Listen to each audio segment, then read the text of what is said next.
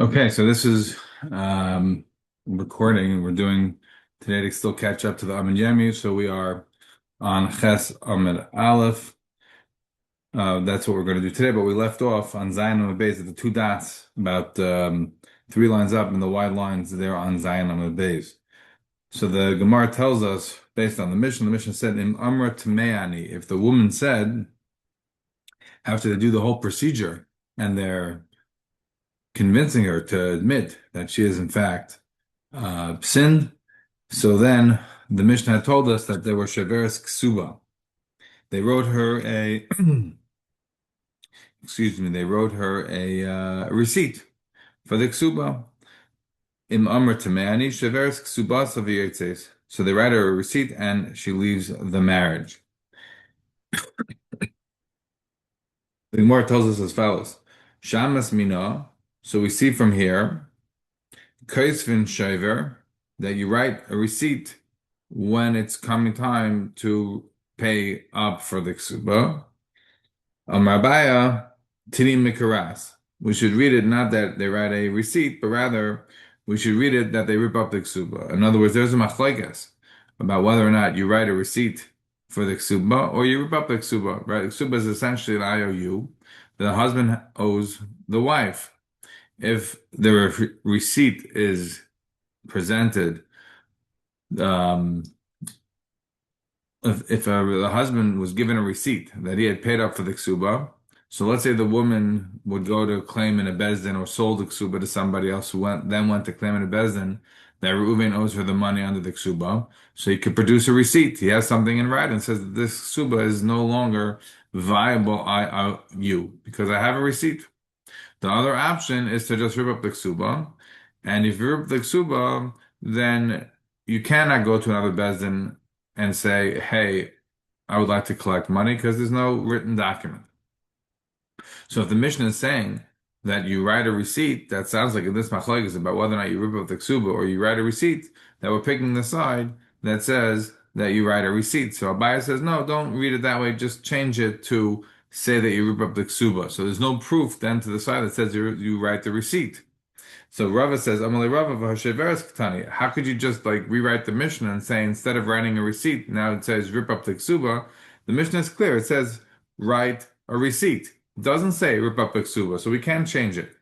So then it sounds like it's a good proof that in the machlekes between whether or not you write a receipt or you rip up the ksuba, that we in fact hold like you write a receipt. So how is it not a raya? It's not a proof. We happen to be talking about a situation in the Mishnah where they didn't write ksubas. In other words, because the rabbis instituted the ksuba, and because everybody to get married has to be married in Kedas Moshe Yisrael, has to be married al Das Bez. In other words, the Rabbanim Mefkir the Kedushin, Minei.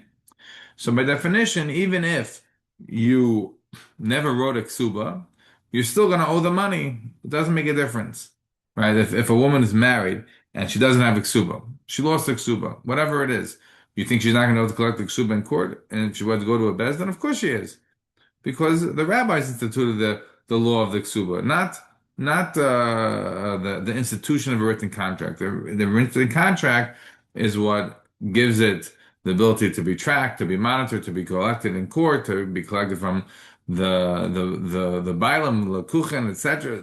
That's where it comes into play. It's something that can be seen and used, but it's not. The inherent chiyuv is from the rabbis who instituted it, and they're going to require it no matter whether it's in writing or not. So if we take the Mishnah then and modify the Mishnah to be talking about specifically in a town where they did not write ksubas, so if you're talking about in a town where they didn't write ksubas, so then by definition there's nothing to rip up. So if you're in a town that don't write ksubas, so there's nothing to rip up. So when you go to court to claim it, then you have a very good ability to get it out because there's nothing to show. You don't have to show anything. The only way then to prove the fact that you are not able to collect is by writing a receipt.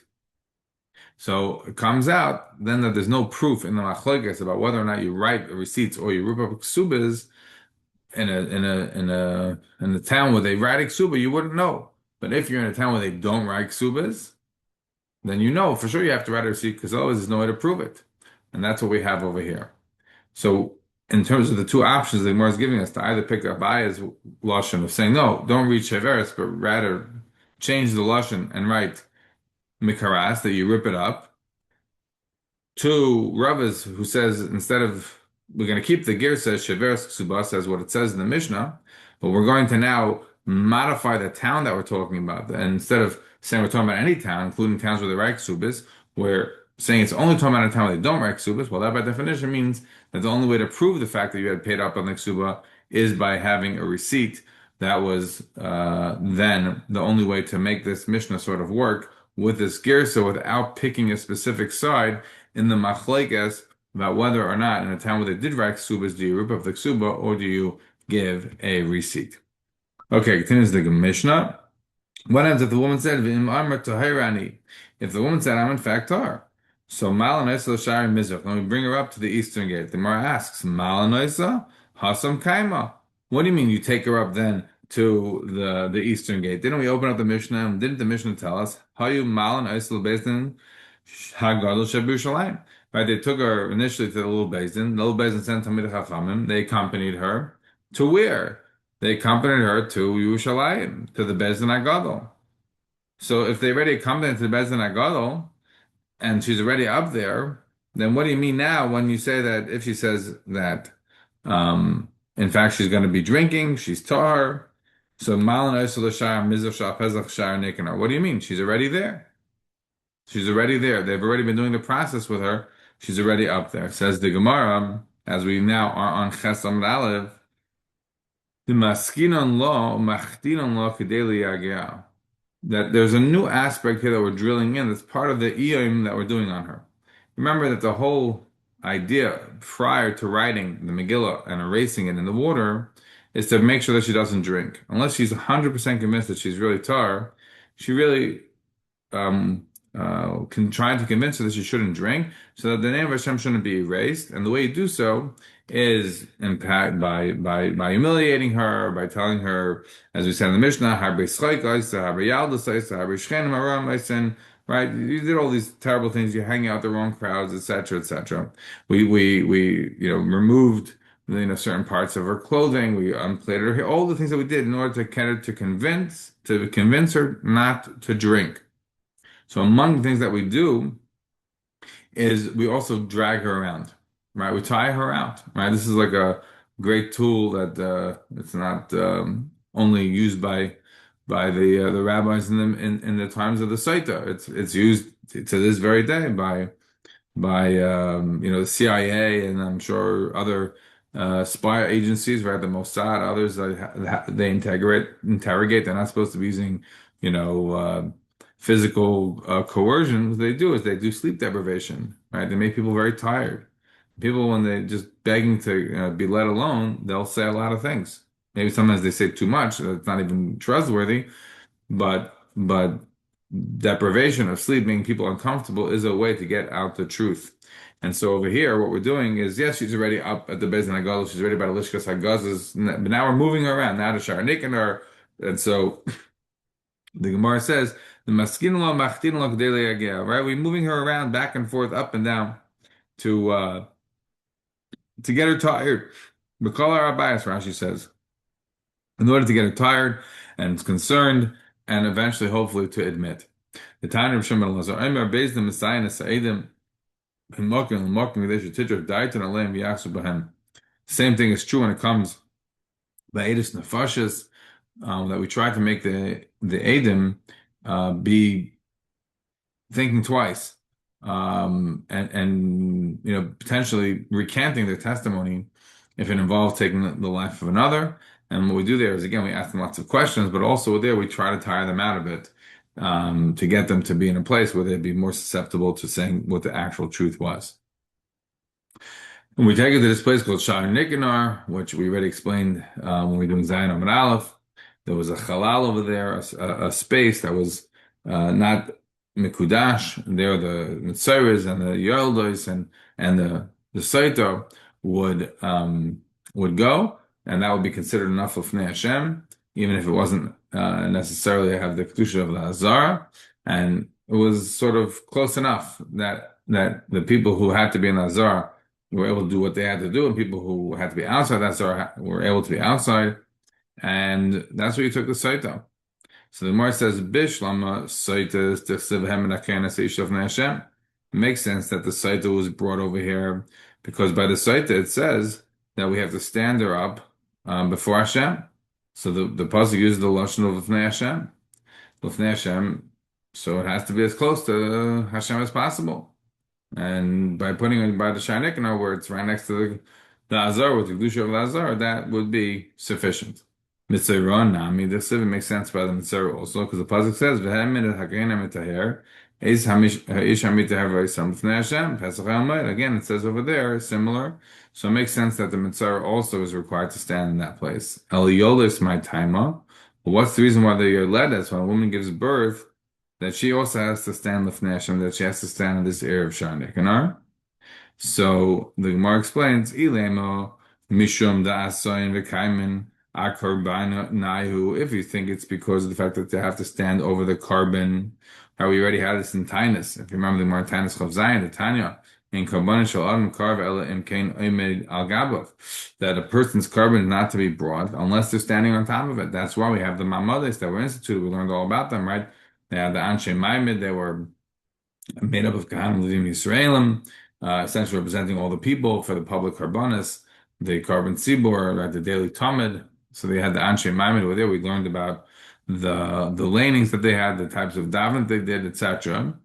So that's true by the karbanis that the Bailam have to be around. And if that's the reason that you're saying that the Mitzvah has to be there because he has to be at his carbon, so then I have a question. Ihachi zavim v'zavos nami. What about other types of karbanos? What about zavin and zavos? What about them? They're also not able to go into the Beis Hamikdash because they're mechusar kapara. So what about them? Don't they also have to be there by their carbon? Why doesn't it mention that they're also by the Shar Nikanor? So my answer is Enochanam. You're right. We're not disagreeing. All Baalim have to be by their carbon, and the Zavin and the Zavis would also have to be there, but it didn't mention it. Enochanami, you're right. The Tana Chada Minar Nokat. The Tana in the Mishnah, he listed, a couple of things, and that's it. But it's not a proof that by others it doesn't need it, and so therefore it's not a question. We are able to say that the Kayan is standing there with the woman, the Sotah, the Metzora, the Yoledes, the Zav, the Zava, all of it would be at the Shar Nikanor. Fine, it continues the Gemara, Tana Rabbanan, a mashkin shtei Sotos ke'achas. We're not going to give to drink two Sotas as one time. Why not? Kedei shelo yehe liba gas b'chaverta. Because I'm going to use the same lashon over here as we had before in the Mishnah on Zayda Beis. The Mishnah on Zayda Beis said, no, we're not going to give the Sotah to drink when her servants are there. Why? Because it's liba gaspa. She's comfortable. She'll then be unwilling to admit that she has sinned. She's going to be sort of too at ease. So the Gemara says that we don't give two Sotahs to drink at one time because we don't want one of the Sotahs to take comfort in the other one. If let's say the other one is not drinking, and the second one, even though if she's guilty, is also, what, I'm also not going to drink. I'll be fine. So we want to avoid that as much as possible. So therefore, we don't allow the two Sotahs to get their Sotah treatment done together. Rabbi Yehuda disagrees. Rabbi Yehuda says, Lo min Hashem huzeh. This is not the reason that we don't allow two Sotahs to be given to drink together because of the fact that we're afraid of liba gas b'chaverta. That's not the reason. Ella Amar Kra. Rather, the pasuk says, Oisa levada. The pasuk says Oisa, her, and that means her alone, and that's it. So it's a Xeris HaKasav, according to Rabbi Yehuda, as to why you don't allow two Sotahs to drink together. Says the Gemara, V'Tanakama Haksiv I saw. What does the Tanakama do? Doesn't the Tanakama also have the word I saw? Doesn't he also have the drasha that's I saw Levada? We're only giving her to drink and nobody else. Says the Gemara, Tanakama of Shimoni, the Darash time of the Kra. The Tanakamas of Shimon of Shimon Chai, he darshans Tamre HaMikra, he darshans the reasons for the psukim, and so therefore he's giving you a reason. Uma tam kama, and it's essentially giving you a reason for the pasuk.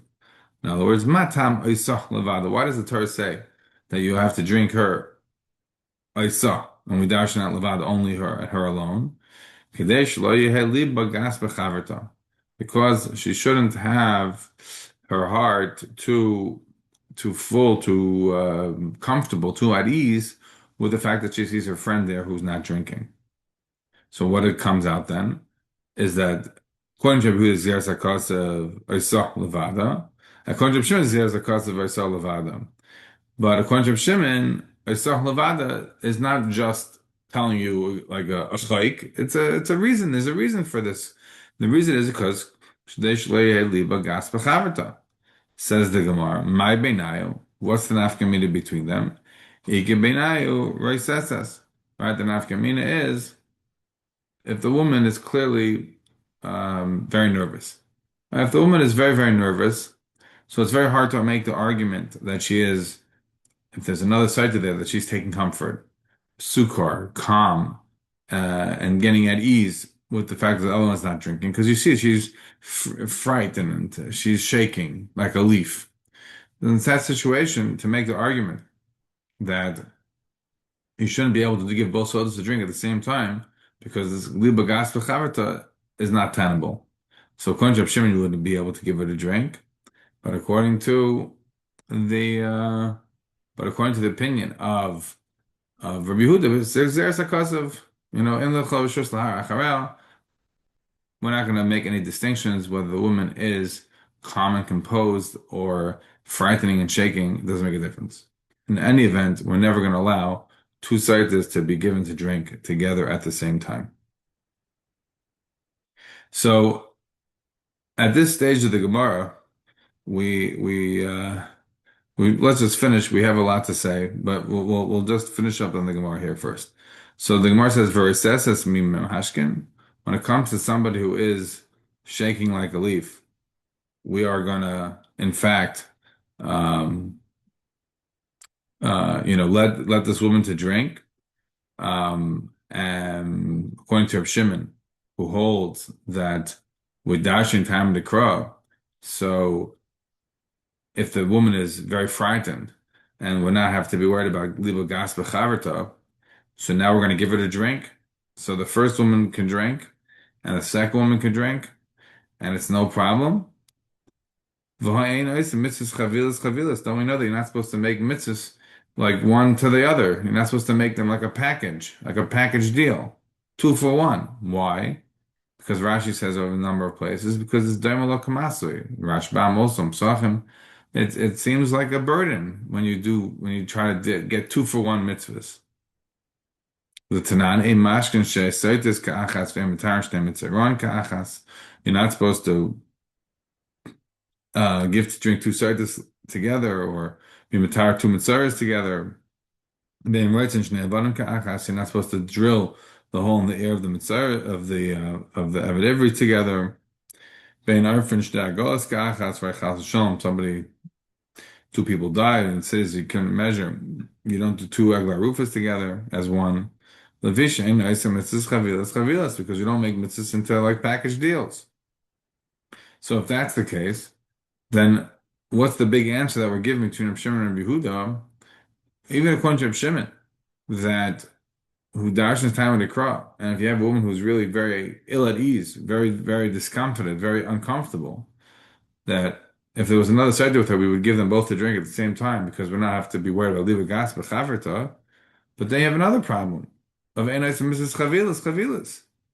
So Amar Abaye v'tem Rav Kahana lo kasha. It's not a problem. Kam b'kayan echad, kam b'shnei kayan. There's a difference between 1 or 2 kahana. If you have 1 kayan who's doing it, so then when you have 1 kayan who's doing it, you are in a situation where the 1 kayan would be effectively having to do one mitzvah to the site to A and then another mitzvah with the site to B, that's like a package. But if you have two kahanim doing it at the same time, it's two kahanim. So then it's just simply like bringing two karbanis. Like, the base of is a factory. There's a lot of things going on. We're not going to consider that chavilas. That's the simple understanding.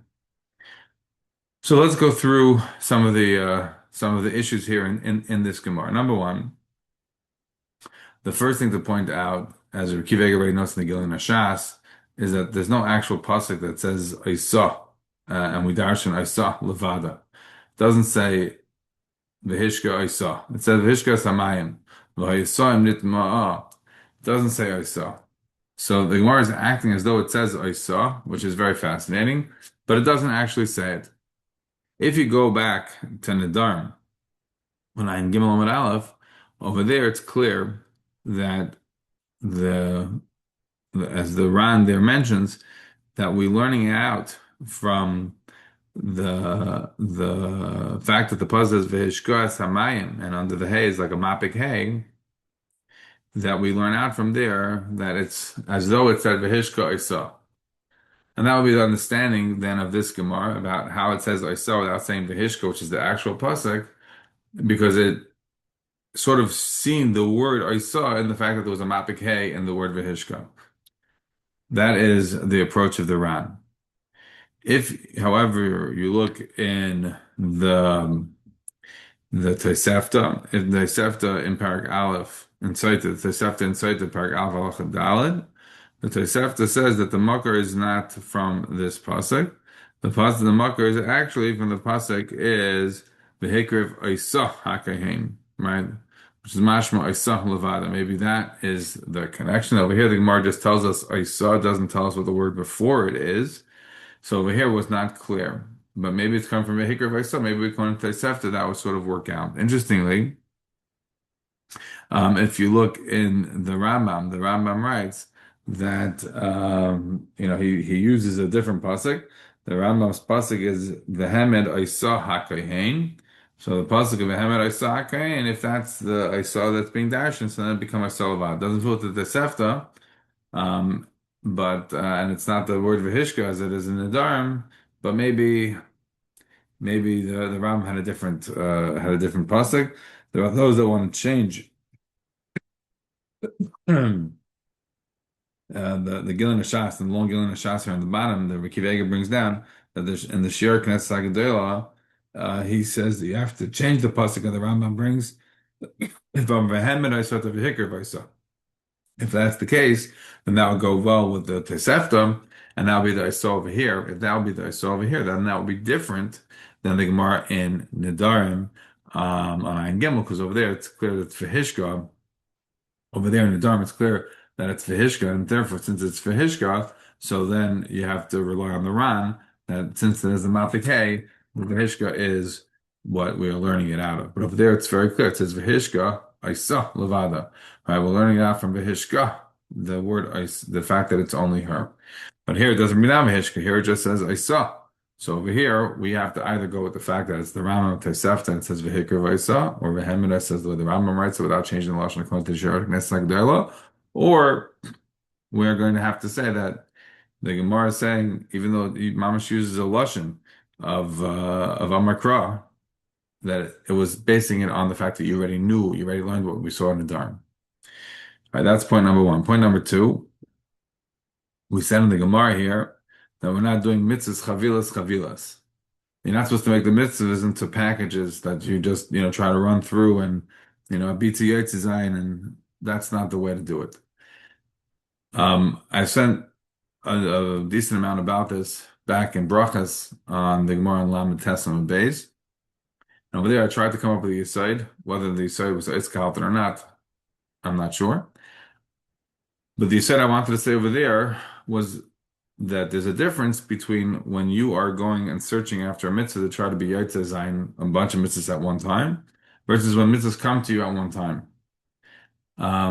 If you're searching out for mitzvahs to do them at one time, do a few mitzvahs together, that's a situation of chavilas.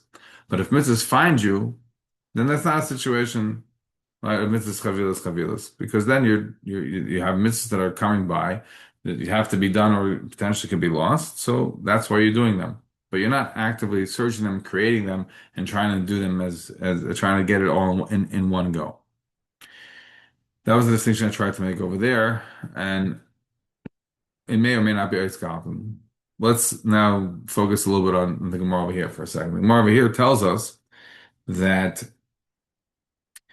we don't want mitzvahs chavilas, and therefore, how could Reb Shimon say that if a woman is very sensitive, is very nervous, we're going to give her the drink on the other side to the drink because we're not worried about liboy a gas bechaverta. And the Gemara answers, no, we are in fact concerned about it. And Reb Shimon is only saying that you'll be able to give both of them to drink if there was two kahanim. If there was one kain, you really would have the problem of veinos and mitzvahs chavilas. So the first point to note is that as Taisa says that and Ein Eis Mitzvahs Chavilas, Taisa says, I don't know, I don't understand. Ein Eis Mitzvahs Chavilas is an Issa Midrabanan. We're talking over here about a Daraisa.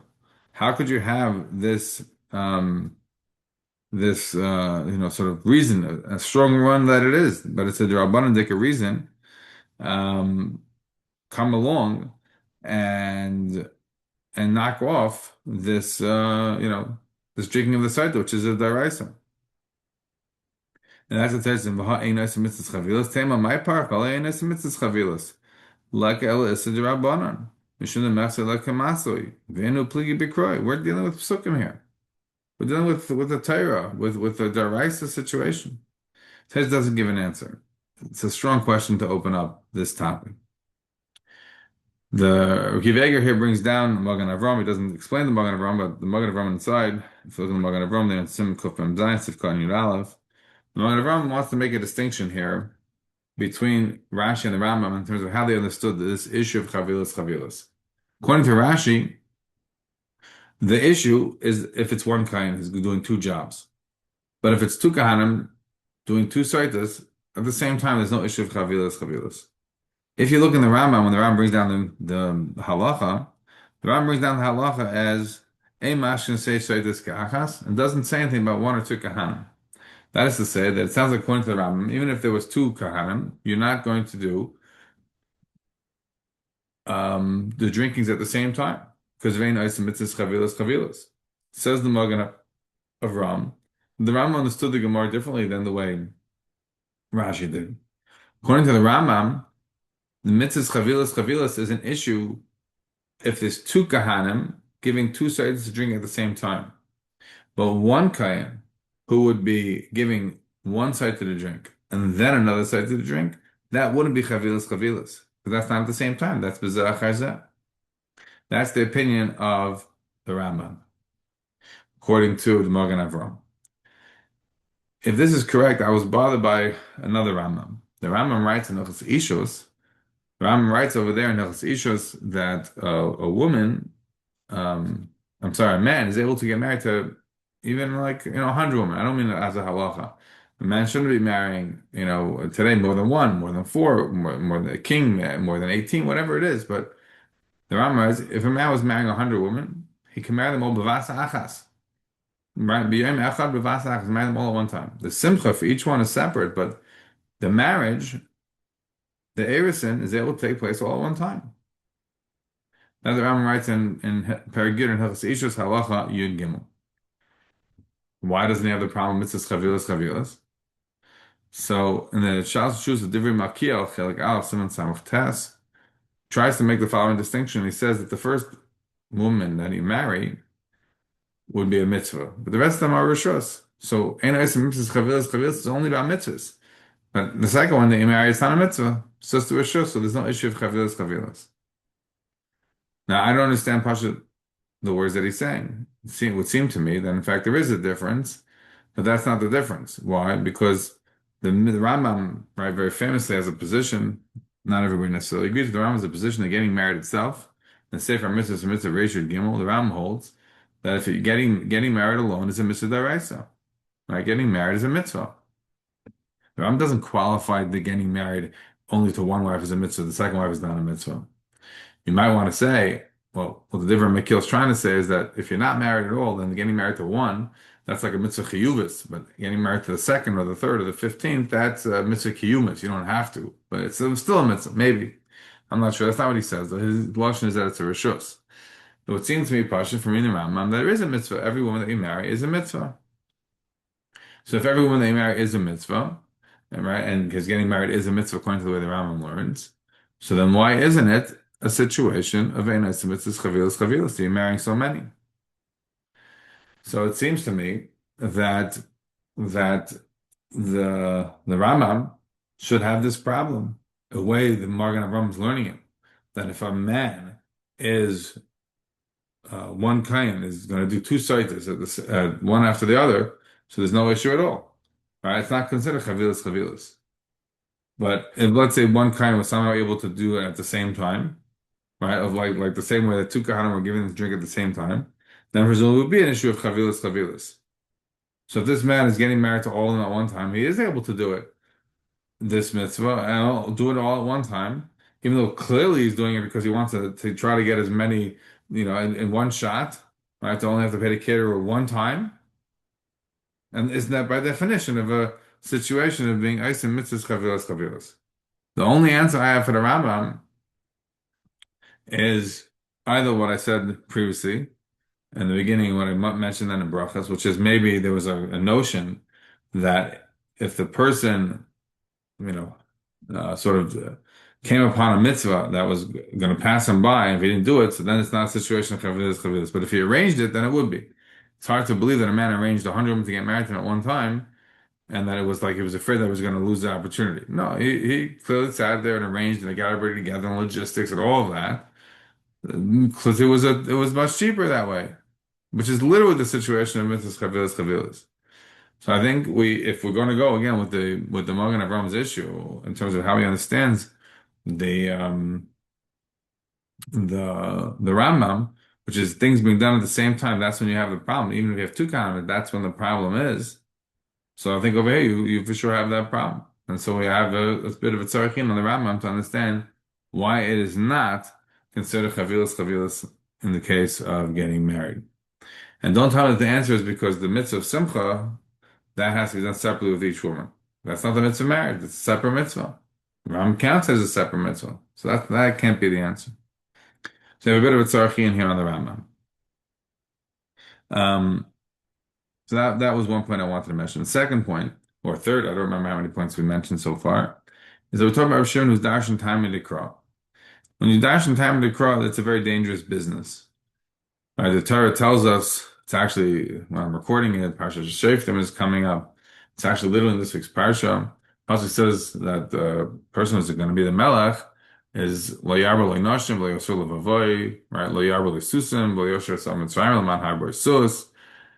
And the Gemara in Sanhedrin Chaf Aleph tells us, B'nei Malay Nitna Taimei Torah, Shahari Shtem Mikros Niskulu Taiman, V'nechshel Ben Gedol HaOlam.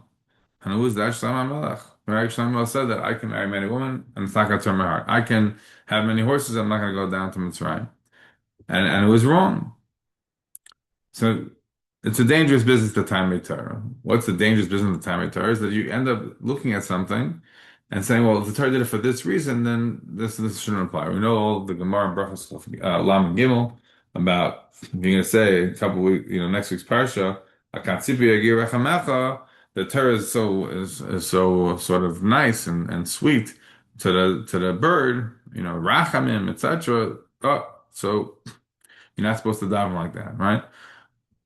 Because it's just chukim. It's just chukim. You can't be darshaning time in the Torah. The Torah itself gives reasons for various mitzvahs: matzah, Pesach, right? Maror, Sukkot, right? Avda, Mesager, Kigerim, Hayisam. Right? There's so many mitzvahs the Torah gives you reasons for. But nevertheless, even if the Torah is giving you a lot of reasons, you shouldn't be going into the business of finding reasons. Because if you do, you can end up with problems. All right, I'll give you an example that I literally talked about the other day. Someone was asking about lending money to companies about needing a heter iska. Obviously, the basic prohibition of the Torah applies to everybody. It's not distinguishing, but So the time of the Kra, look at the one in the Chinuch and Mitzvah Samaches, was because the Torah wanted to make sure that poor people were not going to become worse off, that they'll be able to get capital to make a better life for themselves, and not to be condemned to a life of penury, of living from literal credit card to credit card, living off debt their whole life. But for a person who's wealthy, a wealthy person who's using debt to be helping to grow their business and expand their net worth, that's a different mindset. But from the Torah's perspective, it doesn't make a distinction. Ramesh has a tshuva in Chelik Beis in Yeridea and Simon Samach Gimel. Ramesh writes that maybe company to company kinds of loans shouldn't require even a heter. Now, the fact is that what he's doing is really being dashing time of the crow. The Rambam, very famous in Chelik Gimel and Marnevuchim, is dashing time of the crow right and left, and it usually has to do with avodah zarah. That was his, sort of. Um, is the thing that he used to beat up on, and he found issues of avodah zarah and for being afraid that people are going to go to avodah zarah all over the place. That's the risk of the darshing time of the Look what happened over here. Shimon is darshing time of the So if the woman's already says this, there's not going to be an issue of liba gaspa. So then he says, oh, then it shouldn't apply the issue of chavilas chavilas. So you darshing time of the you could have nafkaminas. So that is some of the background on this topic. We don't have time. We don't have time to do much more on this. Yeah. So let's just note that we missed out on a couple of tesis. In the first tesis of Shisham Mashkin Tzaitis, I mentioned already before, but tesis points out again from the Tosefta that she stands mifnim, the kohen stands in machutz, right by the Shar Nikanor, because she has to stand lifnei Hashem. But only here has to stand lifnei Hashem. The kohen doesn't have to be lifnei Hashem. And the next text says about ein mashkin sheisaydes ka'achas. So Taisa says maybe near lafar sheyamin shtem bazar b'vasachas la'ashkoisa naf b'shein shoises ka'achas. The Taisa wants to be medayek that the Gemara said that you're not supposed to drink the saydes, give them to drink at the same time, but to be standing there at the same time, that's not a problem. I mean, if a husband's coming along, bringing in various saydes, so you're not saying, okay, you come back tomorrow. No, you everybody can stand there, but to drink, you do only one at a time. Um, yeah, and Taisa says, bother, like if we're so worried about Mrs. Chavilas, Taisa says, v'tim v'chi ha'oiser v'chi ha'gavna lishkoit shnei zvachim ke'achad. Like, remember, the base mix is a factory. It's an assembly line of an abattoir, right? Whatever they call the shlachtais, right? I mean, like, there are animals being slaughtered. If it was a busy day in the mikdash, you can't, like, say, okay, well, the current Pesach, we're going to go one at a time. It doesn't work that way. It's not a situation of Mrs. Chavilas. So how would it come out? It would come out. Tesha says that if you're if you're being chaytach, if you're cutting the two necks at one time with like one knife, that okay, now that's we understand that's a problem. Forget the kashrus issues, but that could be understood as the chavilas. But just to have animals going on in the Beis Hamikdash and things going on at the same time, like that can't be a situation of chavilas. And the next case about Ika Ben Eretz about a woman who was nervous. Says you could have found other potential, not nafkaminas as well. Like for example, if you had just another woman standing there, not a Sotah, if you had just had another woman that was standing there, so maybe she would have been able to take sort of comfort in the fact that there was another woman there, even if she's not a Sotah. Whereas Rabbi Huda is saying that you can only have one woman standing there, it's her alone. I saw Levada, no other woman can be standing there. Forget it, Sotah, not Sotah, doesn't make a difference. You're gonna say, but aren't the women supposed to be watching? Yes, but not like right there. They're all standing, they're all watching the process, but right there she's drinking, only her and her alone. Yeah. All right, so now we continue on the Mishnah. So the Gemara tells us as follows, right? Up to Hakayin Eches Bevigda, right? The Kain grabs her clothing and tries to rip it. So Tana Rabbanim, the rabbis taught, the Paras Reisha Isha, they uncover the head of the woman. Ainli Ela Reisha Gufaminayim, we only know that about her head. How do you know about her body as well, that they ripped off or attempted to rip her clothes? Tamalem her isha. The pasuk says an additional word her isha. If we just said the forest ratio, that would be sufficient. The fact that it says the forest ratio isha, it sort of like makes it very specific. If you uncover her hair on her head, of the woman, so that means that we're uncovering more things as well. So the Gemara says, "Well, MK matamalim for us Resha." Then why exactly are we saying that the kain is uncovering her hair and focusing it on the Resha Isha? Just say just say for us Resha that would include the body and say it in a manner that if you're uncovering her, so we'll understand you cover her clothing, you uncover her hair, you uncover everything. Why are we specifically sort of specifying it as far as Risha Isha and learning it from there that it means the clothing also? So Tais says, so the Gemara says an additional point is Melamed Shakain Seiser Saira. He also has to unplait her hair. It's not just he has to uncover, rip her clothes and the like, but also has to unplait her hair. So if you remember, the woman is coming up to the Har Bayis, but doing all sorts of actions to humiliate her. The Rambam writes. Ram writes in Sotah in Paragimel Halacha Hey, and then again in Paragimel Halacha Aleph, two different aspects of uncovering. The first is we take off the redid, we take off the sort of forget the abaya, I think that's what it's called. The Arabs wear today, right? They sort of have a head covering and a cloak that sort of covers them. So the Rambam writes that when she first comes in, you take off those external coverings, and then later on you further unplait her hair and the like. There's two stages of uncovering. So over here, what we're focusing on is a parts for Isham Lam Shakain Seisir Asira. This is sort of already the second point, right? The unplaiting the hair is already after you've already taken off the shador or whatever redid and the various things that they wore at the time around Amud Yomi. So they take off that stuff, and then now further you uncover here. So and you try to rip the clothing. Fine, continues the Mishnah. Rabbi Yehuda said if she had a pretty lave, so then you would not persist. You would not continue with that uncovering. Lamemer says the Gemara, Yehuda chayish le'hur. That's clear that Yehuda is chayish for hirhur, for Rabbanan like chayish, and the Rabbanan seem not to be chayish for her. But then we know the opposite. The Tanya ish mechasan I say parag echem lefanav ish shnei paragim echem lefanav echem lechara. But don't we know the opposite? We have a brayso that says that the man is covered in the front. One aspect is covered in the front, and the woman, one in the front and one in the back is covered. Why? Because the whole body by a woman is considered ever, right? We already discussed this sugya back on Brachas Kaf Dalet, the Rabbi Yehuda.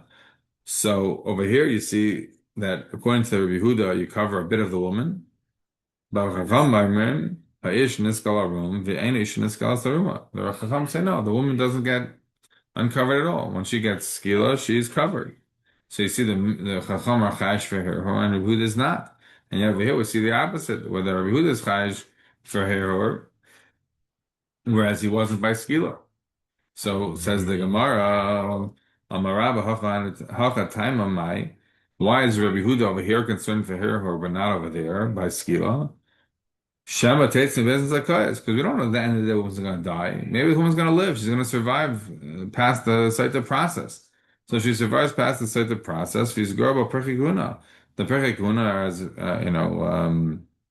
Rashi notes that those who were in the Azara the most, and that's what we're talking about them specifically.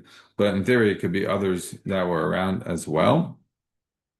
So they're going to be hankering after her once they saw her, in such a state of undress.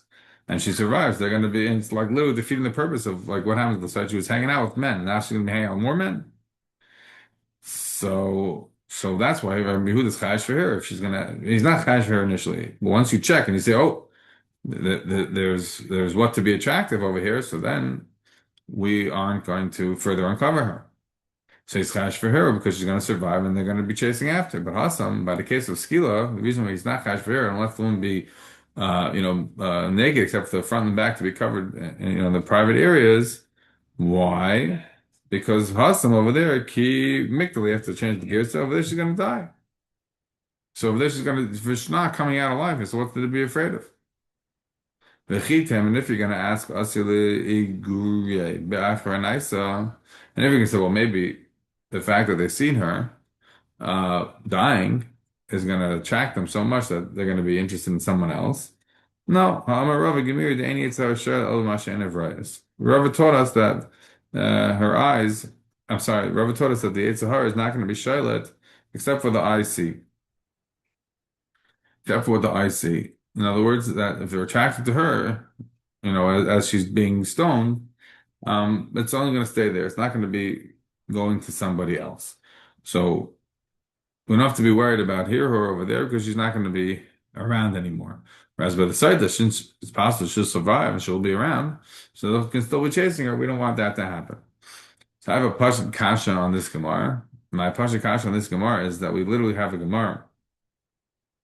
We literally have a Gemara that tells us what would seem to be, potentially a a situation where um, where it just it begs the following question. The Gemara tells us in Ksubas on Samachev, the Gemara told us over there, Maisa, that after Abaye died, so Chaima, his wife, came to Bezin and she wanted to collect wine, she wanted things, whatever.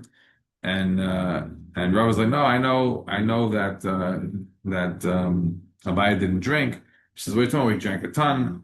We mentioned this Gemara in Tainus when we're discussing. Abaye says that Rebbe gave the Kahanan the ability to drink. Right over there was a Gemara that was on Zion or Chesam and Aleph. So so when Rav says, I can't give you the drink because Abaye never drank, Nachmani he never drank. She picked up her arms and says, wait till me, gave me this much to drink, like a big goblet. And her arm was so shiny that he was very attracted. And he came home and it was Tevea, his wife, in the middle of the day, the wife of the daughter of Chizda. So she says to him, what happened in court today? And he said, oh, Chaima was here. So she's like, and ran her out of town.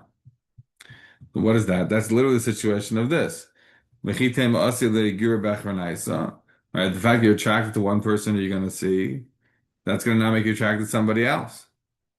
Says says says Rav, no, give me the Yitzhar Shel El Vashen Evrois. No, we learned that the Yitzhar is not Shelet except for the ICs. So you only attracted to this one, you're attracted, you're it's not going to transfer to anybody else. But you see it transferred by Rav, it transferred to his wife.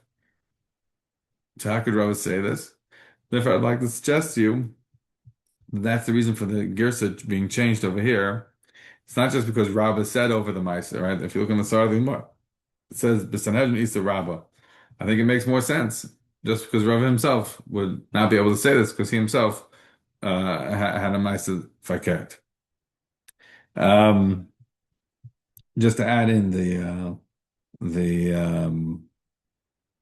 Taisus, the a couple of Taisus here in Vizgorbo Pirchei Kahuna.